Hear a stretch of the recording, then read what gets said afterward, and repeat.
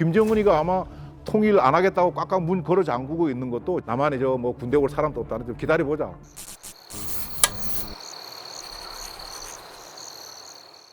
안녕하세요. 고성균의 장군 멍군 유튜브 채널을 운영하고 있는 예비역 육군소장 고성균입니다.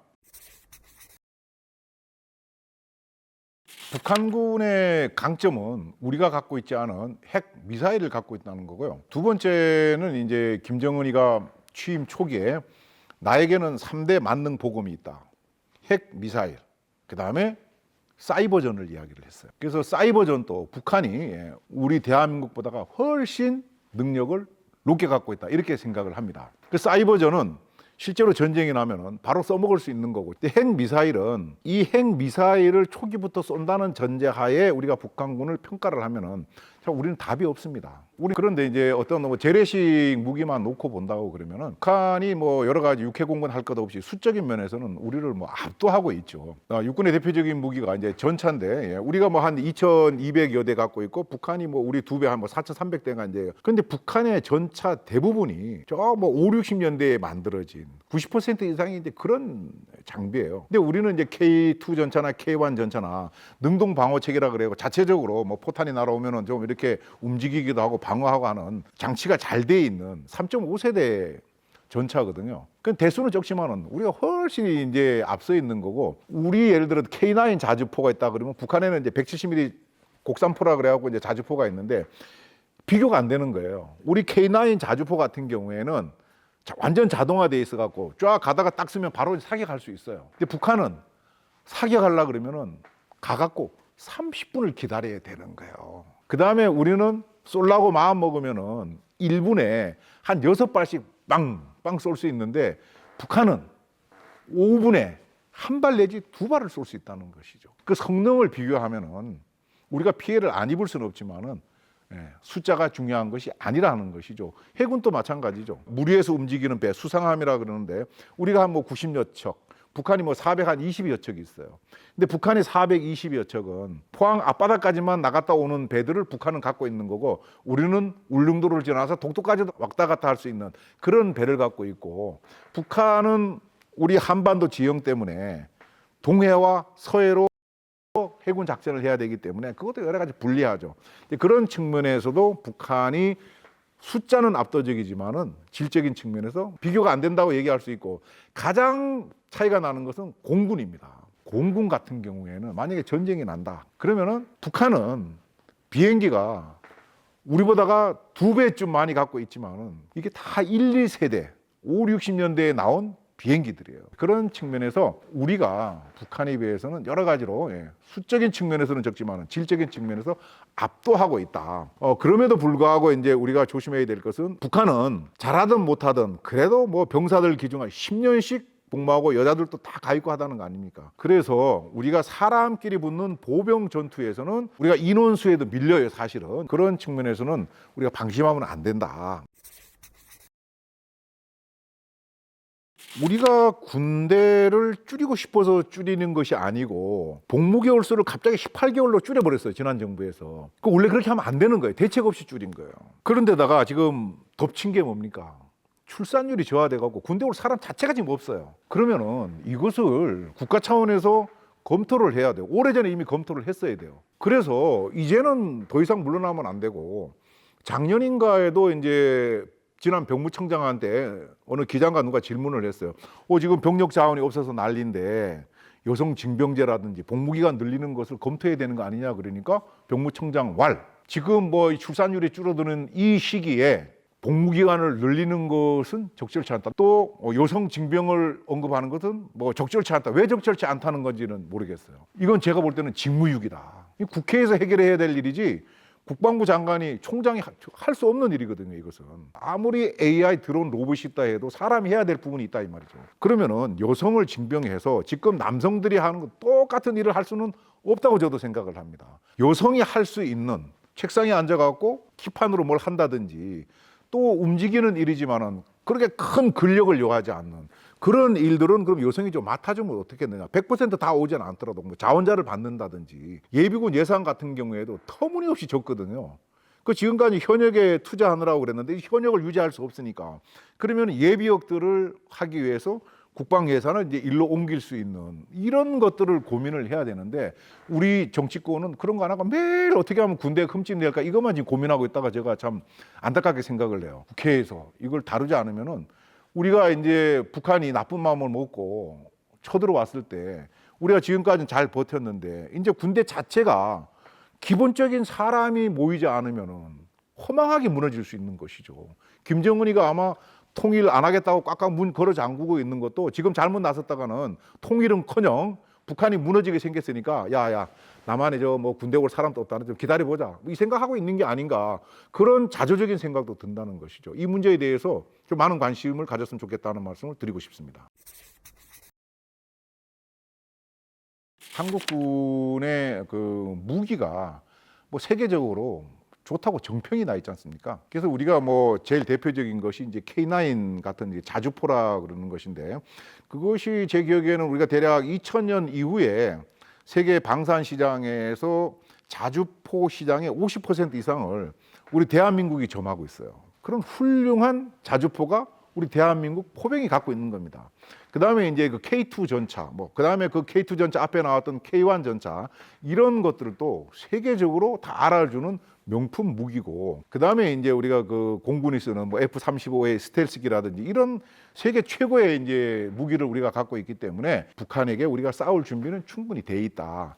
그 다음은 이제 제가 생각하는 우리 한국군의 강점은 무엇인가 하면은 첫 번째는 대한민국 대부분의 남성들이 군대를 갔다 온다는 겁니다. 현역도 현역이지만은 예비군이 그 역할을 해주기 위해서 준비가 돼 있다. 두 번째는 우리가 이제 징집을 하다 보니까 세계에서 최고 고학력의 집단이라는 것이죠, 우리 군대가. 세 번째는 이제 앞에서 언급했던 세계 최고 수준의 무기를 이제 우리가 갖고 있다는 겁니다.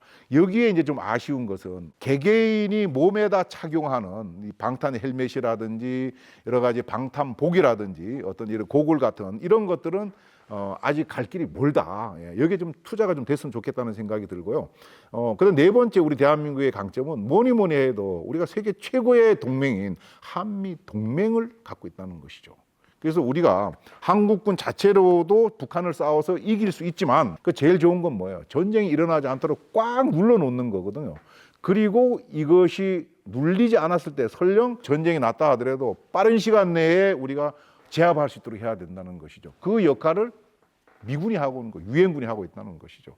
예를 들어 우리가 전쟁이 난다 그러면 우리 대한민국 군대가 지금 2018년만 해도 65만이었는데 지금 병력이 확 줄어갖고 복무개월 수도 줄고 이렇게 하다 보니까 2022년 말 기준으로 48만밖에 안 돼요.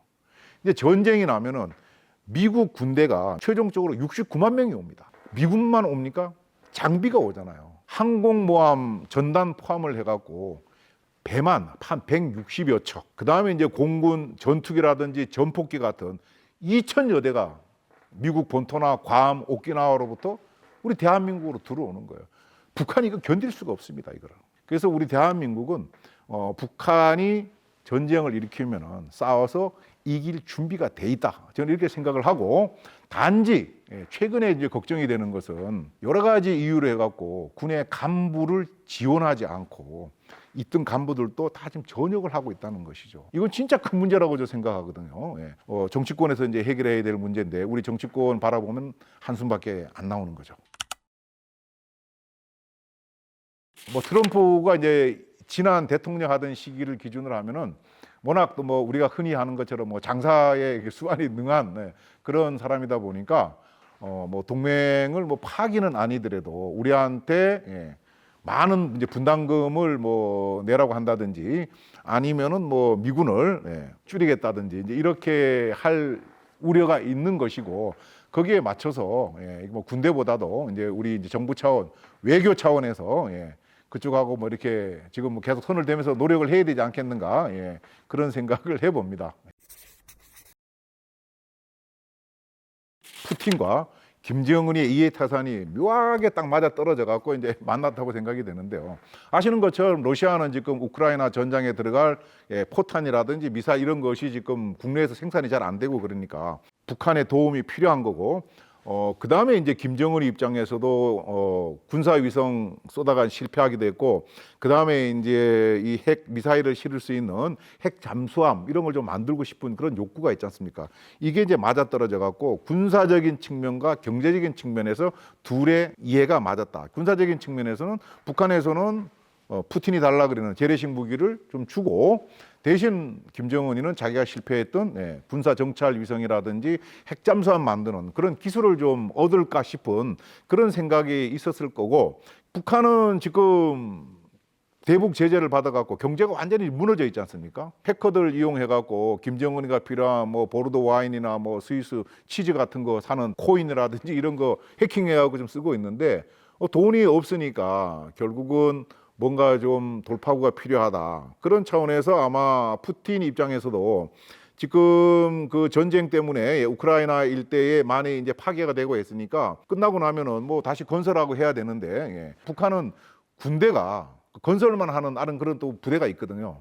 이제 그런 부대가 나중에 와서 하면은 뭐 조직적으로 잘할 것 같으니까, 또 김정은이는 돈 벌고 러시아는 부족한 노동력을 또 그걸로 얻을 수 있으니까, 또 우크라이나에 있는 그쪽이 아니라 하더라도 과거에도 캄차카 반도나 이런데 북한 노동자들이 가고 벌목하고 그래서 많이 개발을 했거든요. 그런 목적을 그 밑에다 놓고 아마 만났을 것 같은데, 드러난 거는 뭐 우리가 이제 보도를 통해서 아는 것처럼 포괄적 뭐 전략적 동맹관계 이렇게 간다고 하는데, 그러면서도 과연 그 푸틴과 김정은이 조약에 서명한 대로 서로 간에 그렇게 잘 도움을 주고받고 할 수 있을까 하는 것은 여전히 퀘스천 마크를 찍고 싶다. 미국도 우리가 우방국이고 동맹국이지만은 우리한테 어떤 비행기 만드는 기술을 주고 할 때 안 주는 게 있거든요. 미국이 영국이나 캐나다, 호주 자기들 진짜 친한 제1 동맹들한테는 뭐 9가지를 준다 그러면은 일본한테는 8개, 우리 뭐 한 7개 주고 이렇게 하거든요. 푸틴도 마찬가지죠. 그 중요한 어떤 결정적인 군사 위성에 관련된 거나 핵잠수함 만드는 그 핵심 기술을 김정은한테 줄까? 그래도 뭐 주더라도 좀 조금 철진한 뭐 그런 걸 주지 않겠냐 하는 이제 생각을 우리가 해볼 수가 있는 거고요. 그다음에 우리한테 이제 가장 중요한 것은, 그러면은 이제 러시아와 북한이 어느 한쪽이 침략을 받으면은 서로 도와준다, 이제 이런 조항이 들어가 있기 때문에 사실 이제 우리가 이제 지금 문제된다 그러는 거 아닙니까? 과연 푸틴이 김정은이가 전쟁 일으켰는데 다 도와줄까? 과거 61년도 조소 동맹에는 한쪽이 침공을 받으면은 이유 없이 지체 없이 서로 도와준다고 되어 있었는데, 이번에는 유엔 헌장 제51조와 북한과 러시아 법에 따라서 지체 없이 블라블라 이렇게 돼 있단 말이죠. 그 유엔 헌장 51조가 뭐냐? 집단 자위권이에요. 예를 들어서 김정은이가 나쁜 마음을 먹고 대한민국을 쳐들어왔는데, 야 푸틴 좀 도와줘야지, 조약 맺었으니까. 이렇게 했을 때 푸틴이 야야 그건 아니지, 야 이건 유엔 헌장 집단 자위권에 해당 안 되는 것 같은데, 이렇게 이제 오리발 내밀 수도 있고, 우리 입장에서 그렇게 했으면 좋겠다는 거죠. 아니면은 야 이게 법이 우리 러시아 법이 통과해야 되는데 그 러시아의 그 국회 여기서 야 지금 통과가 안 되네, 이렇게 하고 이제 싹 발을 뺄 수도 있는 뭐 그런 걸 위해서 서로 그렇게 해놓은 것이 아닌가 하는 그런 이제 생각도 해보는데, 어쨌든 어떻게 할지는 두 사람이 결정할 상황이니까 우리 대한민국 입장에서는 썩 유쾌한 조약은 아니다. 결론부터 말씀드리면은 전면전 가능성은 당분간 희박하다.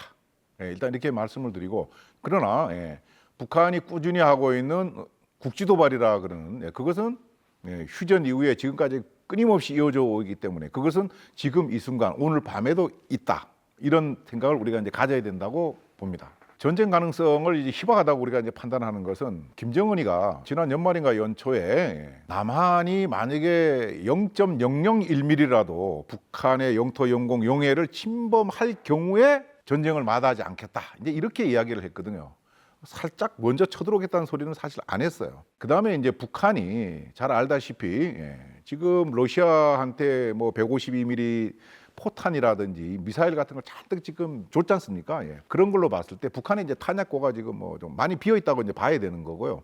탄약고가 비어 있는 상태에서 전쟁을 어떻게 하겠습니까? 러시아도 지금 탄약이 없어서 북한같이 못 사는 나라한테 와서 빌려가고 있는 마당에 말이죠. 예. 그다음에 전쟁이라는 것은 우리가 러시아를 보면 알지만은 북한보다는 훨씬 잘 사는 나라고 여러 가지가 좋은 나라인데도 불구하고 돈이 많이 들어가는 거예요. 전쟁을 하는 중에도 무기, 포탄, 총알을 계속 만들어야 되는 거예요. 그렇게 하려고 그러면 돈이 있어야 되는 거죠. 북한은 지금 그럴 경제적 여력이 전혀 없다는 것이죠. 러시아가 지금 북한을 도와줄 처지입니까? 아니잖아요. 예. 중국도 마찬가지죠. 북한 같은 나라를 도와줘서 뭐 전쟁하는 부추기는 것보다는 경제를 살리는 것이 훨씬 중요하기 때문에 북한을 함부로 도와주지 않을 거고 그런 것을 김정은이도 잘 알고 있을 거기 때문에 당분간 전면전이 일어날 가능성은 희박하다 이렇게 이제 생각을 합니다. 오물풍선을 이제 왜 날렸을까? 결론은 야 남한 지금 우리 내부가 무너지기 직전이니까 제발 그 전단지 같은 거 좀 보내지 마라. 이게 핵심이라고 저는 생각을 합니다. 많은 분들은 우리가 그 대북 전단 살포해 갖고 그 북한 주민들 뭐 사상 이념 흔드는데 얼마나 도움이 되겠냐 그러는데 군 생활을 했던 저나 또 실제로 탈북민들 얘기를 들어보면은 북한의 가장 치명적인 무기가 우리의 이제 심리전입니다. 북한은 핵 미사일을 갖고 있지만 우리는 못 갖고 있잖아요. 그 북한의 핵 미사일에 버금가는 우리의 무기가 뭐냐?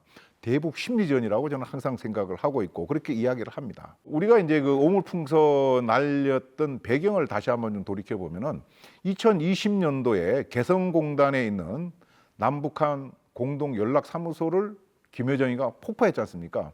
그때 왜 폭파했느냐? 기억을 더듬어 보면은 2017년에 문재인 정부가 들어서고 나서 북한이 미사일 시험을 하고 그러니까 그 당시 문재인 대통령이 야 쟤들이 그 북한이 대북 전단 날아가고 그러니까 자꾸 뭐 그러는 것 같은데 대북 전단을 보내지 못하는 무슨 방안을 강구했으면 좋겠다. 이렇게 해서 출발한 것이 2020년 12월에 대북 전단 살포 금지법, 일명 김여정 하명법을 통과시켰어요. 비슷한 시기에 2020년 12월에 북한에서는 어떤 법이 통과가 됐느냐? 반동사상 문화배격법이라는 게 통과됐어요. 반동사상이 뭡니까? 남한적인 생각을 하지 말라는 거예요. 그렇게 해서도 통제가 안 되니까 2021년에 북한에서 다시 청년교양보장법이라는 걸 만들었어요. 그 법을 들여다보면은 북한의 청년들이 온전한 주체사상이나 뭐 이런 걸 가져야 되는데 왜 자꾸 남한에 물들어가느냐? 이거 하면 안 된다. 이렇게 해서도 통제가 안 되니까 2023년인가요? 1월 달에 이게 다시 만드는 것이 평양 문화어 보장법이라는 걸 만들었어요. 문화어. 그게 뭐냐? 괴뢰 말을 쓰지 마라. 괴뢰 말이 뭐예요? 남한 말을 쓰지 말라는 거예요. 하도 드라마를 많이 보고 이렇게 해갖고 오빠 사랑해 자기야 이런 말이 막 통용되다 보니까 쓰지 말라고 이제 법을 만드는 겁니다. 그렇게 해서 대북 전단 살포 금지법도 통과가 되고 북한 내부에서 법을 만들어 갖고 북한 내부가 조금 통제되는 듯 했는데 우리 헌법재판소에서 대북 전단 살포 금지법은 위헌이다 이렇게 이제 결정을 했잖아요. 거기에 맞춰서 우리 탈북민 단체에서 지난 4월부터 대북 전단을 다시 이제 살포하기 시작한 것이죠. 그 대북 전단은 전단지만 가는 것이 아니고 전단지도 중요하지만 그거보다 더 중요한 것은 거기에 같이 가는 1달러짜리 지폐라든지 단파 소형 라디오라든지 초코파이 이런 것들이 아주 그 밀접하게 북한 주민들을 흔들어 놓는다는 것이죠.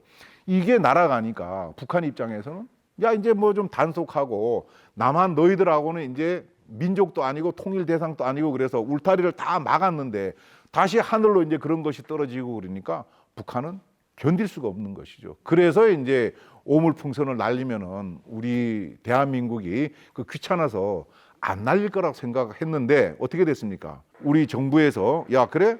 그러면 너희들이 견딜 수 없는 조치를 취해야지 이렇게 했는데 그게 GOP 선상에 있는 대북 확성기 방송을 재개한다는 것이죠. 북한은 이 남한의 어떤 문화가 유입되는 것에 대해서 경기를 합니다. 그게 유입이 됨으로 해갖고 김정은이 자리가 지금 상당히 위태하다는 것이죠. 그래서 그것 때문에 이제 못 오게 하려고 오물풍선을 날렸는데 결국은 어떻게 됐습니까? 혹되려고 하다가 대북 확성기 방송이라 그러는 큰 혹 하나를 지금 더 달게 된 것이죠. 오늘 제가 준비한 내용은 여기까지고 오늘 내용이 좋았다면 구독, 좋아요, 알림 설정까지 부탁드립니다. 고맙습니다.